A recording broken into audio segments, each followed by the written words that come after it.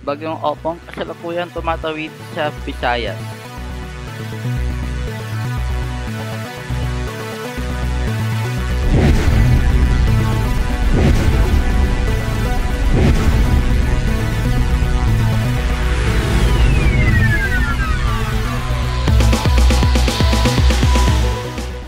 Pagkatapos niya maglandfall sa Samar kagabi ay patuloy na gumagalaw si Opong pawest at kasalukuyang tumatawid sa Visayas sa ngayon.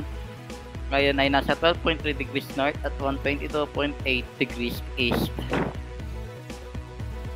Sa ngayon, meron itong lakas ng 130 km per hour or 85 miles per hour sa 1 minute sustained. May pressure ng 979 hectopascals at gumagalaw pa west sa 30 km per hour. Ito naman ang kasalukuyang windfield ng bagyo sa ngayon. May kitang maliit pa rin ang windfield nito pero malaki pa rin ang struktura nito na nagpapaulan sa ating bansa sa ngayon. Kasalukuyang nasa 12.3 degrees north nga at 22.8 degrees east. Ang distansya nito sa lupa 20 kilometers malapit sa may Sibuyan Island sa paggawa ng update na ito.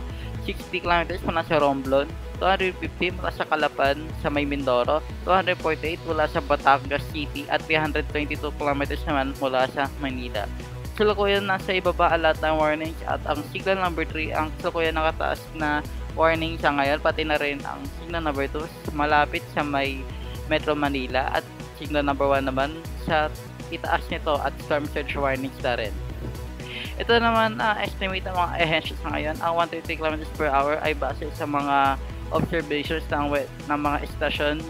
Ang GMA ay nasa 110 km per hour kasama na rin ang Pag-asa. Ang GTWC ay nasa 95 km per hour.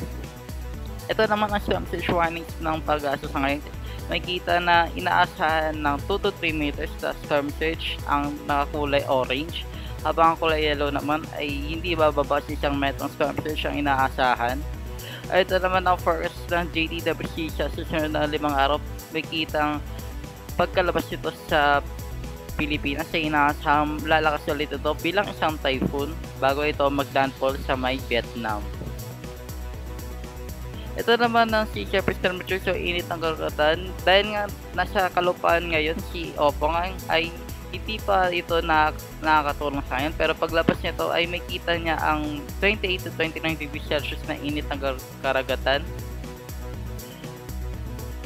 At ito naman ang forecast ng GFS sa susunod na 7 araw. May kita kapag katapos ito lumabas sa Pilipinas ay maglandfall ito sa Vietnam bilang isang malakas na typhoon.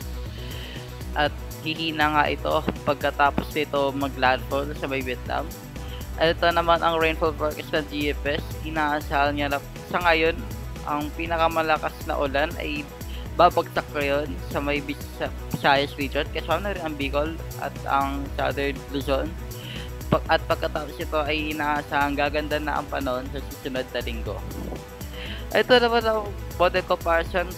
Inaasahan ng GFS na pagkalabas nga nito sa Pilipinas magiging isang typhoon nga ito.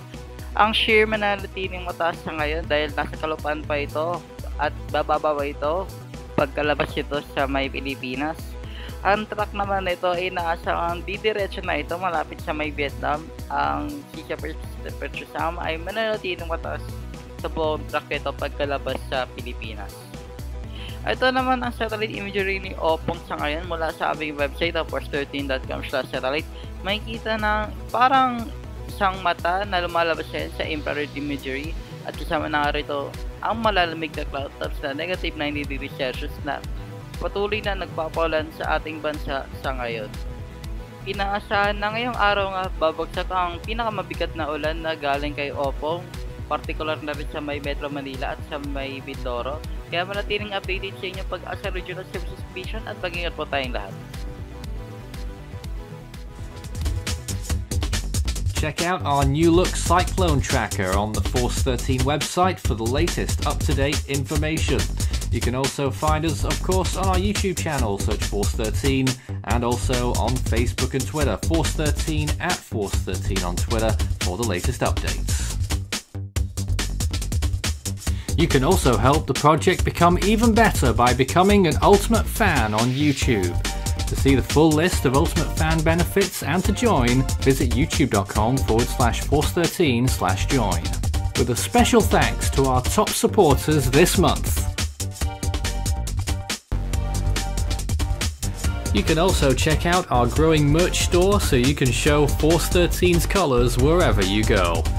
You can also find a link to our Discord server underneath this video in the description.